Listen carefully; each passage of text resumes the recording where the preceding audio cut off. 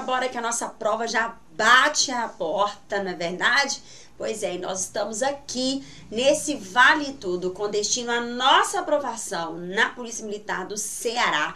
Professora Angélica Vasconcelos chegando aqui, né, nesse Vale Tudo muito bacana, onde realmente vale as apostas finais aí para a nossa prova, não é verdade? Seja muito bem-vindo, muito bem-vinda você que está aí do outro lado, viu? É com muita honra que a gente vai bater um papo antes da nossa prova ainda acontecer, né? A professora Angélica vai dar dicas finais aqui para que você possa associar direitinho o conteúdo, ainda buscar algumas informações que são importantes antes da sua prova vir, não é assim? E é isso, tá? Nós estamos com você até a sua aprovação. Tamo junto? Pois é, então preste atenção, a professora Angélica já vai chegando aqui, né? Porque a gente tem muita coisa para falar nesse nosso Vale Tudo, nesse nosso bate-papo rápido, porque eu entendo que você que está aí do outro lado já está, né, associando todo o conteúdo. Eu entendo que você está aí do outro lado, entendendo tudo direitinho,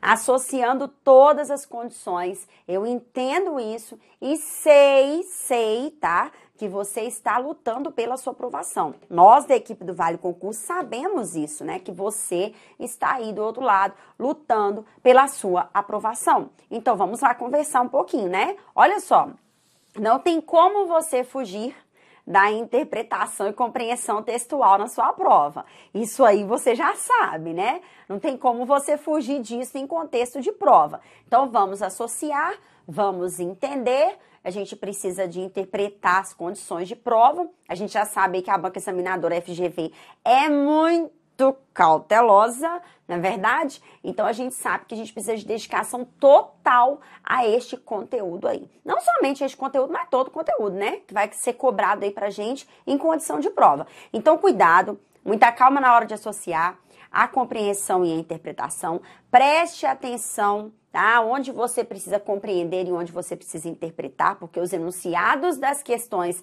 te dão um direcionamento, viu?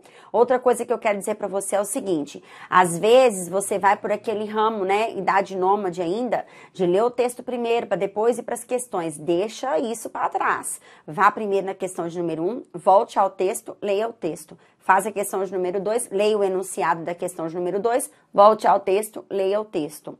Vá para a questão de número 3, volte ao texto, leia o texto. Tá vendo? Por que eu falo isso para você? Porque quando você chegar na terceira, na quarta ou na quinta questão, você já está totalmente associando aí, né, o que está acontecendo com uma praticidade maior, né? Você tem uma condição de acelerar ali na resposta da próxima questão. Por quê? Porque você leu a questão de número 1, voltou ao texto. Leu a questão de número 2, voltou ao texto. Leu a questão de número 3, voltou ao texto. Daí por diante você já começa a identificar com mais facilidade onde se encontra, né, as respostas e conseguir aí ganhar tempo com relação às questões, não é isso? Pois é, então bora lá, né? Aí é o seguinte, olha, estruturação do texto e dos parágrafos, isso aí é com relação à estrutura dele mesmo, né? Para você observar o que acontece em cada parágrafo, né? O que acontece dentro do texto. Isso tudo aí pode vir cobrando dentro de interpretação e compreensão textual, tá? Não tem muito segredo com relação a isso, não. Agora, tá lá assim, ó, articulação do texto, né? Pronomes e expressões referenciais, nexos, operadores sequenciais. O que a professora Angélica vai te falar disso? Porque a FGV é uma banca que adora cobrar esse tipo de situação. Você que está estudando aí, você sabe, né? Pois é. Então, o que a professora Angélica vai dizer para você é o seguinte, olha só. Cuidado com essas expressões referenciais. Essa articulação aí é para você avaliar, geralmente, a palavra que está destacada em relação a que, né, ela se refere. A qual termo aquela palavra ou aquela expressão destacada se refere. Se tem nexo ou se não tem nexo, né? Com aquela condição que está se referindo ali, tá? Então, isso é muito sossegado. Você precisa associar, professor, é lógico, né? Você vira para mim e fala assim, nossa, professor, você fala que tudo é bacana, né? Mas a gente entende que quando o aluno tem essa condição de saber, poxa, isso aqui é um pronome, porque está se referindo, essa palavra aqui, se referindo a tal condição. A essa expressão aqui se refere a uma outra situação, tá vendo? Então é isso, tá? Você prestar atenção nisso, e isso, infelizmente, né, essas referências, esses termos que tem nexo ou que não tem, porque faz referência a uma outra situação, isso é muito presente na FGV. Então a gente tem que associar direitinho, tá? Não adianta, né, a gente ficar pensando que vai vir algo, vai estar tudo limitado dentro do campo da interpretação. É você voltar, você associar aquilo que faz referência e gabaritar a questão da prova, ok? Beleza. Outra situação aí agora, que vale muito a pena a gente destacar também, é a condição da significação contextual das palavras e expressões. É lógico que virá isso, né, em prova pra gente, uma vez que vem pedindo expressões que indicam referência, nexo, operador sequencial, né, ou seja, palavras que dão sequência ali no contexto, sem perder o sentido. É lógico que vai pedir significação das palavras, porque uma coisa está junto à outra. Olha só, nas palavras, nesse campo de significação, nós vamos visualizar as palavras sinônimas. Quando você observa uma palavra sendo substituída por outra, para manter um nexo dentro do contexto, você observa a significação das palavras, né? Você observa essas expressões que podem ser trocadas uma por outra sem que haja perda de sentido. Tá vendo como é bacana você associar isso? Pois é. Então, aqui no campo da significação contextual de palavras ou expressões e expressões, você vai visualizar esse campo das palavras sinônimas. Ou o campo das palavras que não tem nada a ver, que são das palavras que têm sentido contrário, que são das palavras antônimas. Então, cuidado com isso, porque isso tudo entra numa condição só. Tá? Estruturação do texto, dos parágrafos, articulação do texto, significação contextual de palavras e expressão. Uma questão dessa pode cair na sua prova. É lógico, tirando a interpretação, né? Interpretação e compreensão textual, porque a interpretação cai em toda a prova, né? Mas voltando para isso, para anexo, para substituição, para avaliar referência de termo destacado, isso, uma questão disso pode ter certeza que vai cair na sua prova. Viu? Porque isso aí é bomba. E isso está nas atualidades, ou melhor, na atualidade de língua portuguesa dentro dos concursos públicos para você, tá? Então você precisa associar isso, viu? Pois é. Aí outra condição que a gente vê aqui também é, agora já tratando da sintaxe, né, que a gente vai trabalhar, conversar aqui agora, tá falando dos processos de coordenação e subordinação. Isso é muito importante, sabe por quê? Porque é outra aposta, né, frenética.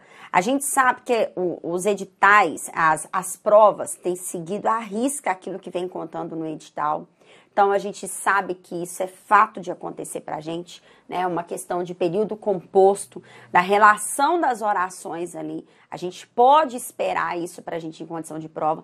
E a professora Angélica quer dizer pra você o seguinte, você tem que ter essa noção do que é a coordenação, o que é a subordinação, para que você possa fazer isso acontecer de forma correta e não errar em condição de prova, né? E não errar em questão de prova. Primeira situação, quando você tem orações coordenadas, uma não depende da outra.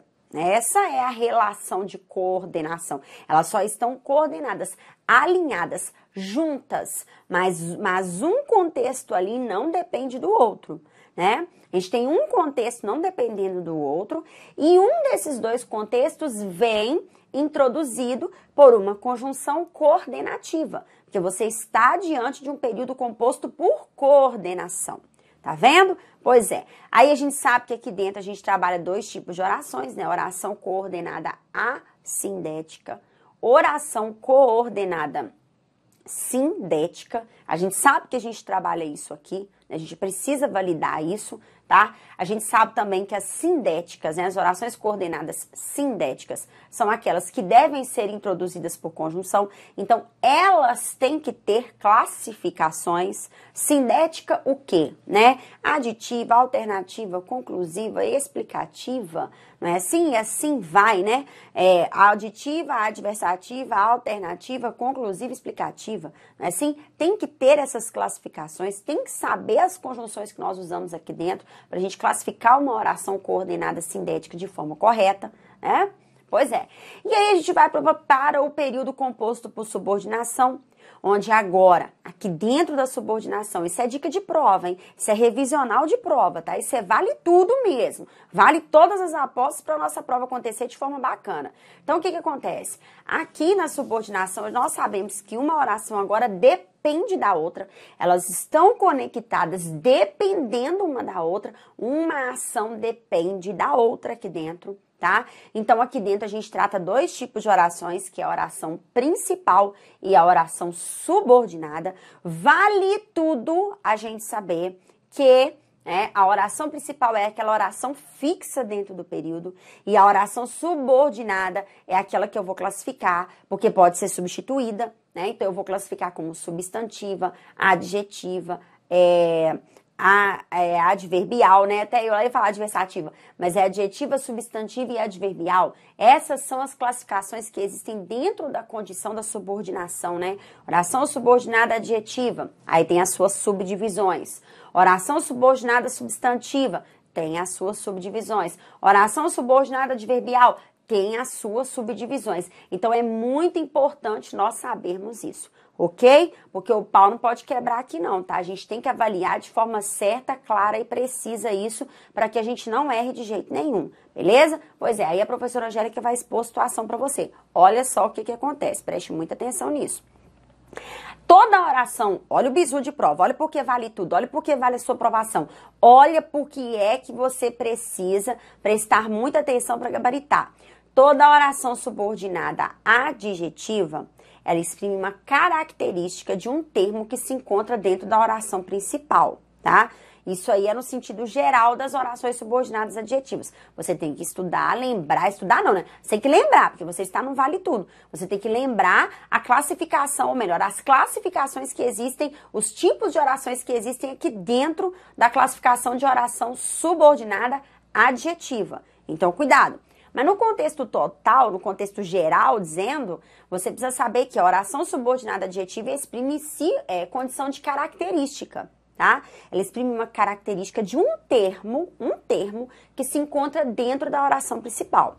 Beleza. Outra situação que é pegadinha de prova e que você precisa saber dentro dessa classificação, oração subordinada adjetiva, independente das suas subdivisões, é o seguinte: aquilo que introduz esse tipo de oração não é chamado de conjunção. Olha o bizu de prova. Aquilo que introduz oração subordinada adjetiva, sendo ela de qual classificação for, a palavrinha que introduz tem que ser um pronome relativo, tá? Cuidado com isso, uma palavra que exprime função de pronome relativo. Pelo amor de Deus, não erre isso em prova. Isso é um bizu frenético, mas frenético com gosto mesmo para você poder gabaritar. Agora, a oração subordinada substantiva, o que introduz esse tipo de oração só pode ser chamada de conjunção integrante.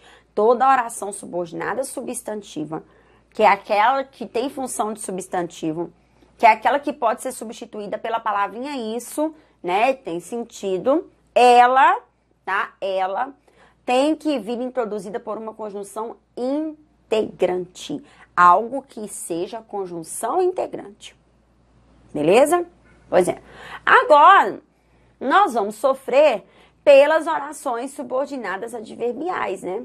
Que esse tipo de oração subordinada adverbial, vem aí com todas aquelas conjunções que nós estudamos, as conjunções subordinativas, né?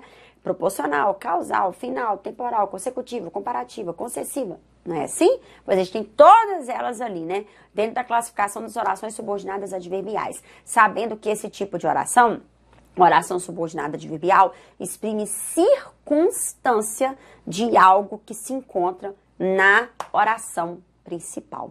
Tá vendo como é que funciona? A gente tem que saber as classificações, saber as pegadinhas de prova, e a professora Angélica tá tratando a principal. Pode cair na prova, né?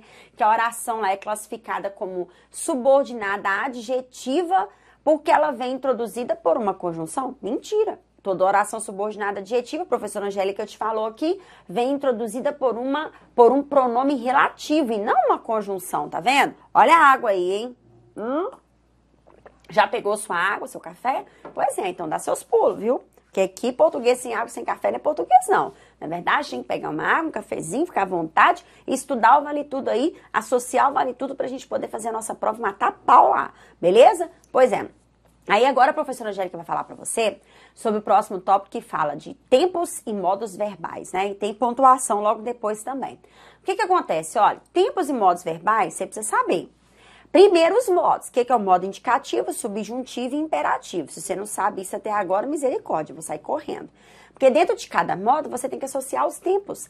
Ah, por que ele é presente do indicativo? Por que é presente do subjuntivo? Por que é o modo imperativo, né? Vamos lembrar rapidão? Indicativo é o modo da certeza da ação. Não importa se ela já aconteceu, se ela acontece ou se ela acontecerá. Se você conjuga com certeza, eu estudei, tu estudaste, ele estudou. Eu estudo, tu estudas, ele estuda. Eu estudarei, tu estudarás, ele estudará. Olha a certeza. Ações no passado, no presente e no futuro. Tá vendo? Teve certeza, é modo indicativo. O modo subjuntivo é o modo da possibilidade. O imperativo é o modo da ordem. Beleza? Pois é. Agora, os tempos aqui dentro, se cair na sua prova uma questão te pedindo tempo, qual é o tempo daquele modo, daquele verbo que está destacado na questão? Bizu, prático e rápido. Você vai voltar aquele verbo primeira pessoa do singular, eu. Você vai tentar conjugar aquele verbo na primeira pessoa do singular, ou seja, eu. Tentou conjugar lá na primeira pessoa do singular, conseguiu? Beleza, você consegue lembrar. É muito mais fácil você voltar aquele verbo para a primeira pessoa, e esse é o bizu. Sempre volta o verbo. Quando você quer saber o tempo verbal dele, volta ele e tenta conjugar ele na primeira pessoa. Porque quando você conjuga ele na primeira pessoa, você lembra o tempo mais fácil e o modo também mais fácil.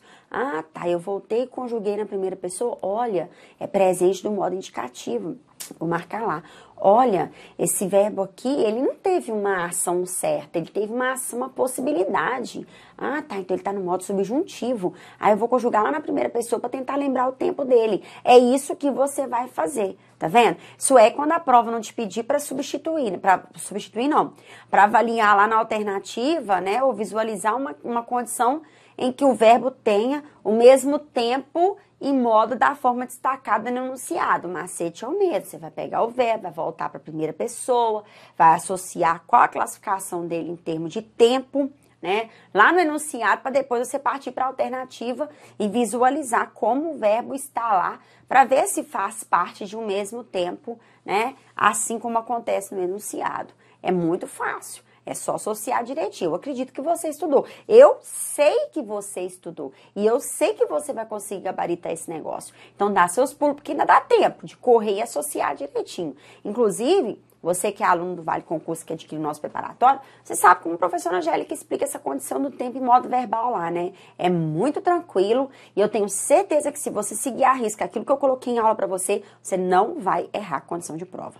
Beleza? Pois é, só erra se não entendeu direito. Se não entendeu direito, vai errar mesmo, não tem jeito não, tá? Agora, se associou direitinho lá, o macetinho de voltar para a primeira pessoa, não erra em condição de prova de jeito nenhum.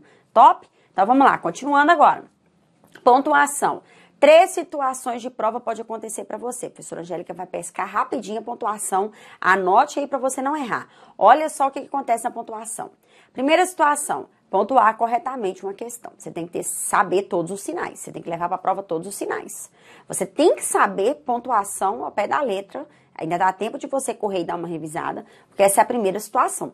A segunda situação é você substituir um sinal de pontuação por outro sem que haja perda de sentido. Tem que saber todo o contexto também. Então, qual é o sinal que eu posso substituir aqui? Eu tenho 2 vírgulas. Qual é o sinal de pontuação que eu posso substituir as vírgulas por ele? Travessão. 2 travessões ali. 2 vírgulas, 2 travessões. Tá vendo? Porque eles têm a mesma função. Separar aposto, separar orações explicativas, né? Orações adjetivas. Tem que prestar atenção nisso aí. Tá vendo? Pois é. E a terceira situação é de pontuar com relação ao uso da vírgula. Por que eu falo isso? Porque a vírgula é o sinal de pontuação que tem o maior número de regras. Então, a condição dele cair, né, o uso da vírgula, é muito grande, tá? Porque a vírgula é o sinal que possui uma maior condição de regras. E você precisa entender isso aí, tá? Beleza? Top! Vamos continuar então. Dentro do campo aí, estrutura e formação das palavras, vamos lembrar os processos de derivação e composição, viu? quê? Eles são condição de prova pra gente. Processos de derivação, existem as palavras, né? Derivada aí, com quais processos? Derivação prefixal, derivação sufixal, parassíntese ou derivação parassintética, derivação prefixal e sufixal tudo junto, imprópria, regressiva, processo de composição por justaposição e aglutinação. Dá um jeito, visualiza correndo lá antes da sua prova acontecer. Isso aí é questão de prova para você.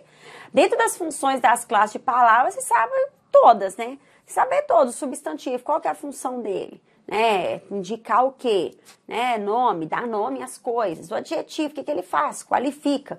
Por que você tem que saber as funções das classes de palavras? Porque lá na prova pode te dar uma palavra destacada e pedir para você falar o que aquela palavra está exprimindo, se é uma característica, se está nomeando alguma coisa, se está exprimindo quantidade, se está exprimindo, determinando alguma outra palavrinha, que é no caso do artigo, que determina o substantivo, se aquela palavrinha destacada indica uma circunstância, se ela é considerada um conectivo. Então, você tem que saber, né? Quais são as funções de cada classe gramatical? O substantivo nomeia, o adjetivo qualifica, o artigo determina, o numeral quantifica, o pronome substitui ou acompanha um substantivo, né? O verbo é indicação, estado, fato, fenômeno da natureza, beleza? A conjunção é conectivo, preposição também, né? Sim?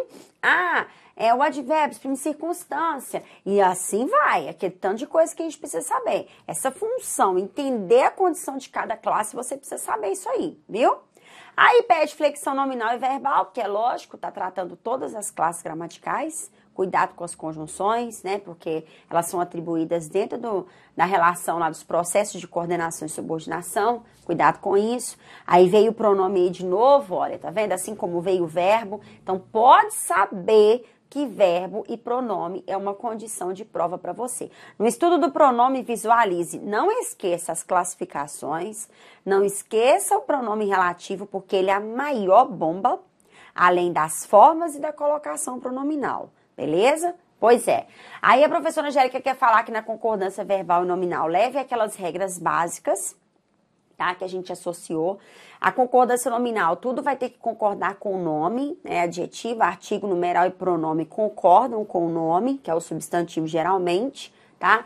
Na concordância verbal, você tem que saber identificar primeiro o sujeito, para depois você ver como o verbo está concordando com o sujeito, para você poder fazer, atribuir e praticar também da mesma forma, viu? Então tem que tomar cuidado com isso aí, tá? Absolutamente mesmo, tem jeito não, viu? Aí é o seguinte, na regência, né, nominal e verbal. Na regência nominal, você tem que lembrar que a regência nominal é quando o nome exige um complemento nominal ali adequado a ele. E como acontece essa adequação? Você vai parar no nome, perguntar com preposição e a mesma preposição acontecer introduzindo o complemento nominal. Quando isso acontece, a regência nominal está, ó, certíssima. Beleza? Agora, a regência verbal é quando o verbo, tá vendo? Exige ou não um complemento verbal adequado a ele. É assim que vamos visualizar o contexto. Quando o verbo exigir um complemento adequado a ele, a gente tem ali o quê? A regência verbal acontecendo. Tá vendo? Pois é, então a gente tem que abrir o olhão de Tandera com relação a isso, tá? Pois é, ortografia oficial, você sabe, você precisa levar para sua prova os dos porquês, você precisa levar para sua prova os das palavras homônimas e parônimas, precisa levar para sua prova o uso do hífen, né? Acentuação gráfica aí também, lembrando que o tio não é acento gráfico, né? Você precisa saber a acentuação das palavras monossílabas, oxítonas, paroxítonas, proparoxítonas, o uso dos hiatos, acentuação com relação ao hiato aí, não podemos deixar passar batido de jeito nenhum, viu?